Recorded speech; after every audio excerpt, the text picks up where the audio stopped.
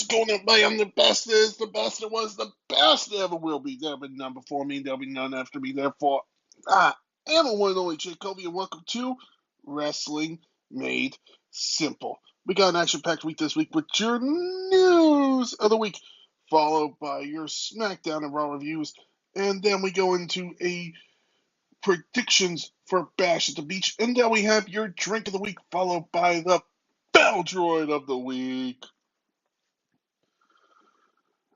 Let's get into the news this week, though, as we have, unfortunately, a sad passing. Mentioned as Alpha, the other half of the Wild Samoans, has passed away. Alpha was 81 and will join Sika in the Great Ring in the Sky. So for him, we give the 10 bell salute.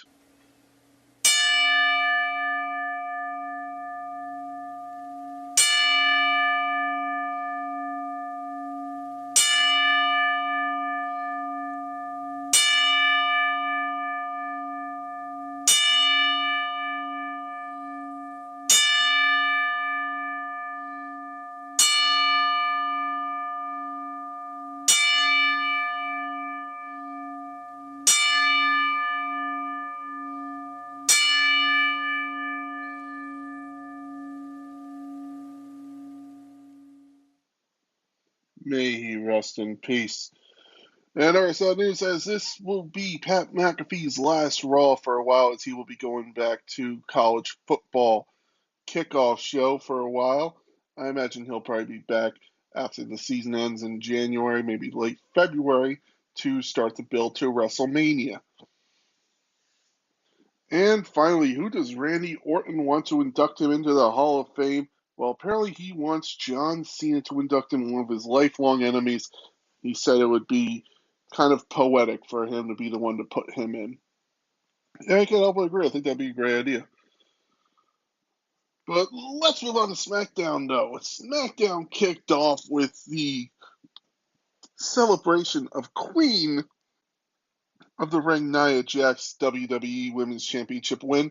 Jax would enter basically on a throne, being led to the ring, and then would come in where Pretty Deadly were going to come in and sing a song after Stratton would bow down to him. While Stratton hesitated, Pretty Deadly were ready to do it. But before anything could happen, Meech and Mia Yim attacked Tiffany and Pretty Deadly and Jax with a kendo stick. We then got your third match in this trilogy, Carmelo Hayes versus Andrade. This was an awesome match. Thought it was fun. Really enjoyed it. These two really do have some in-ring chemistry. That's what I love about Andrade when he was in AEW, when he was in WWE, his first run. Wherever he was, even when he was just a jobber in NXT, he was putting on amazing matches. And by the way, I know I said jobber in NXT. I'm talking about before his NXT championship run. He was always a guy who was putting on match after match after match after match. This guy can perform like no one else and is truly living up to the family he married into, the Flair's name.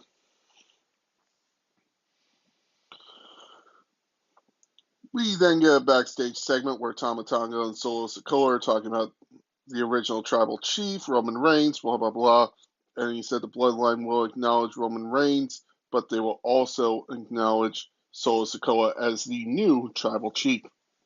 We then get another vignette for Giovanni Vinci and his arrival to SmackDown. Thought that was it was a cool vignette. I like what they're doing with him.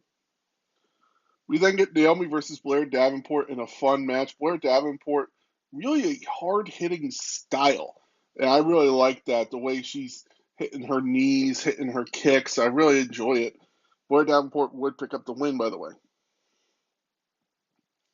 We then get Kevin Owens and Grayson Waller in a nice little match. Kevin Owens would pick up the win with a stunner and would keep kind of attacking Waller. Theory would jump in and attack Owens.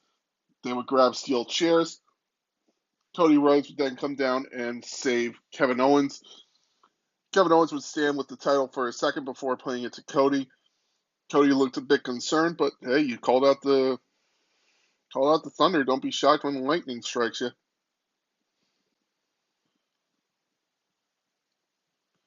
We then get the Street Profits versus DIY in a number one contenders match for WWE Tag Team Championships. Street Profits would pick up the win in an okay tag match. I didn't really. It was okay. Nothing big in my eyes.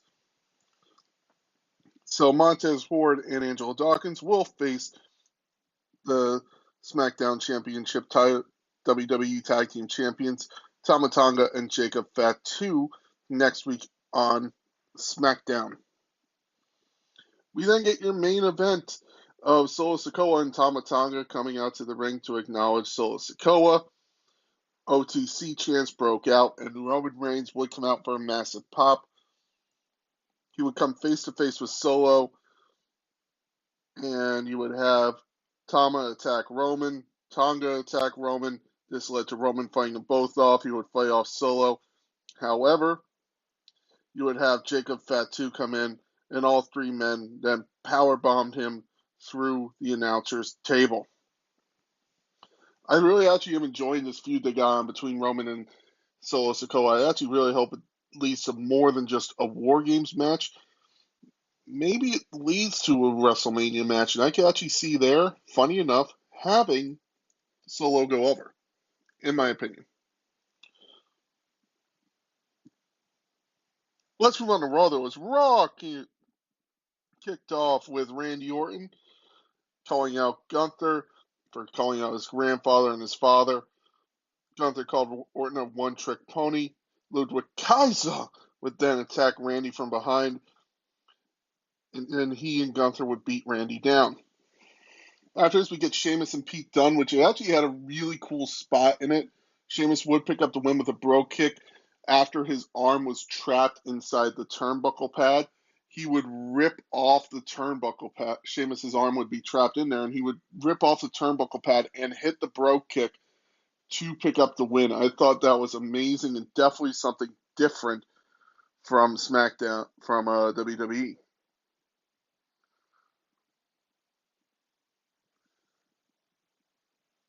We then were to get, who were we getting? Ivy Nile versus Maxine Dupree.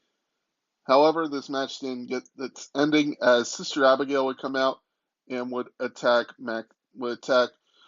Ivy Nile. The rest of the White Sick would attack Chad Gable and American Made, and then it was announced that Uncle Howdy will have his debut match next week against Chad Gable on Raw.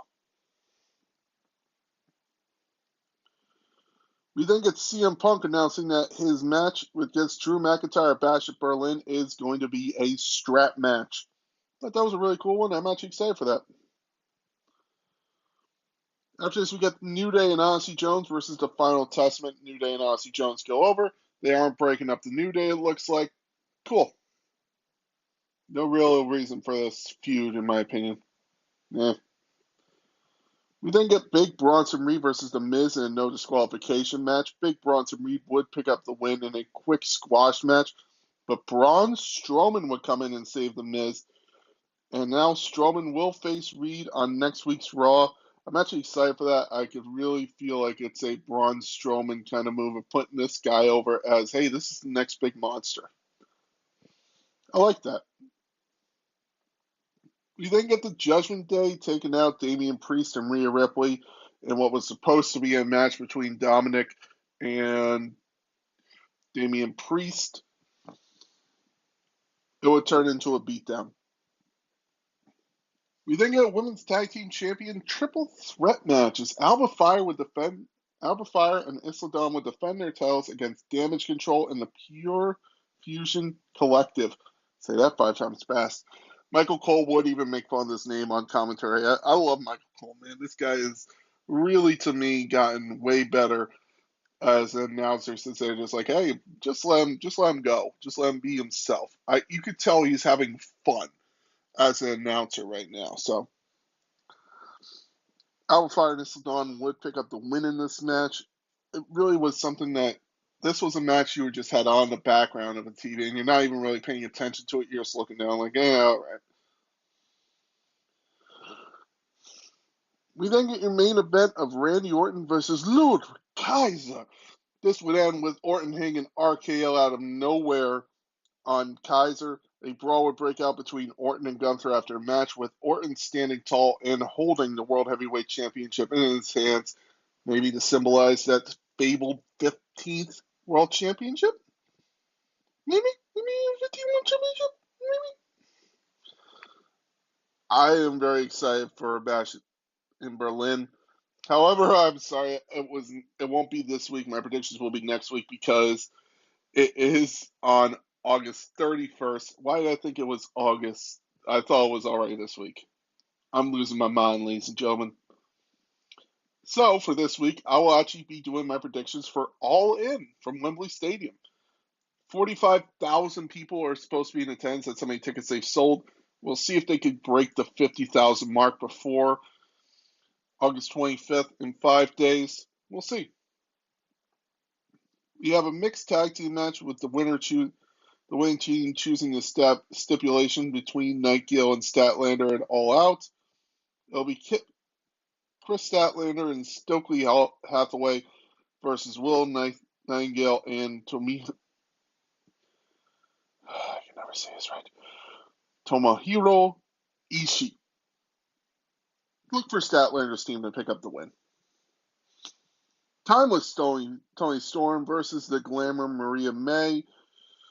Look for the title change. Look for May to take the title. I feel like Tony Storm has had a great reign with it. I think she's done well.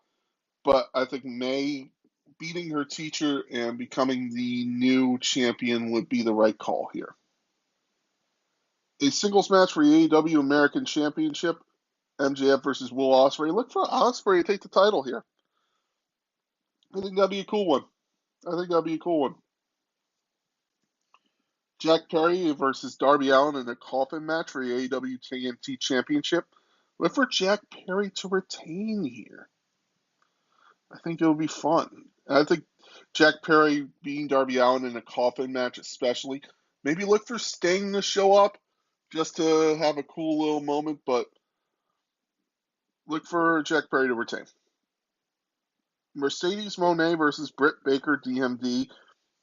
If it was before what had happened the past few weeks, I would have said Britt Baker, but Mercedes Moné is going to retain in my eyes.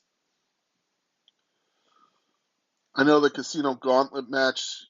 Let's see if any of the people have been 21 entries thus far. Orange Cassidy is the only confirmed participant, and he will enter at 1. Well, I want to say Orange Cassidy. I don't know. I can't really give a true answer on that yet. So maybe follow me on Twitter. Maybe I'll give my prediction on that one later. Chris Jericho with Big Bill and Brian Keith versus Hook with the last chance match for the FTW Championship. If Hook loses, he'll never challenge for the FTW as long as Jericho is champion. Chris Jericho's going to retain, and then we'll go on to feud with someone else. And I hear Hook's contract may be coming up with AEW. That's why they might be holding off putting the championship on him. That's the only reason I can see that happening.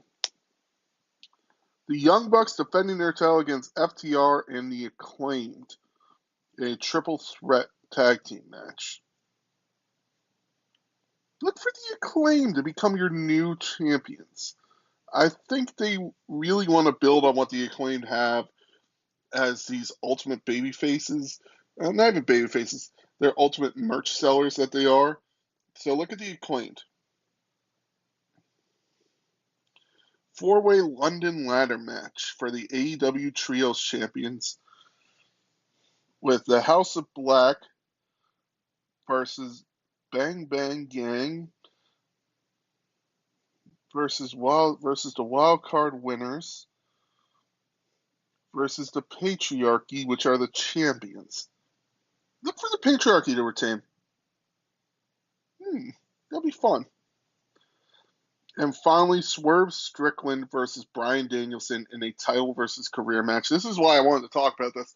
I think this has a championship match caliber. This is a main event caliber match. I truly believe these guys can tear fucking Wembley down. So look for this match to truly show something awesome. Swerve Strickland's going to retain, but and Bryan Danielson's career will be over. I don't think Bryan Danielson will go back to WWE. I think he's done. Maybe just for a Hall of Fame induction. I don't think he's going back to WWE for a run. I think he's had it. I think he's had an amazing career, and I could see it being time.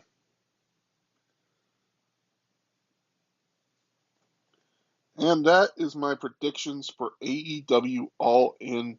It's definitely going to be a great show to watch.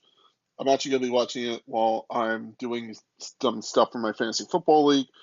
So I'll try to follow it live on Twitter as well. This is going to, again, to me, it's going to be a great show. It has the potential to be something awesome for AEW as long as it's not messed up. It can easily be messed up, but that's any show. Any show, Triple H can mess something up. We've seen it happen. Shit gets messed up all the time. So who knows? Whew, I could use a drink. How about neon tea? Half an ounce of white rum, half an ounce of gin, half an ounce of vanilla vodka, half an ounce of sour apple pucker, quarter ounce of triple sec, quarter ounce of melon liqueur, half an ounce of sweet and sour. Full ounce of sweet and sour, and a cherry. Add ice to your mixing glass. You're going to add everything to your mixing glass. Shake until combined. Strain over ice into your serving glass and garnish with a cherry. Please be responsible. Please do not drink and drive. Please do not drink if you're under 21 in the United States, and do not overconsume on alcohol.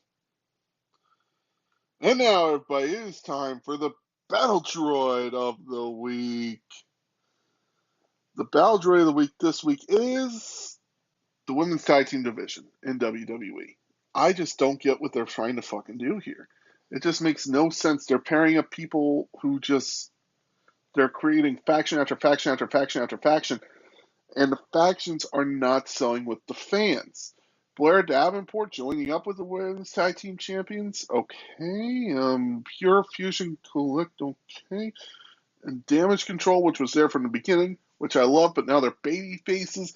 It just doesn't make sense to me, this tag team division. So because of that is the Battle Droid of the Week. Congratulations. Uh-oh. Ladies and gentlemen, thank you very much for listening. I've been the big guy, and this has been Wrestling Made Simple. Nice short episode this week. Next week, I'll go into my Bash in Berlin predictions. It'll be a fun week, but enjoy All In from London. Again, I'm looking forward to it, and have a great week in wrestling.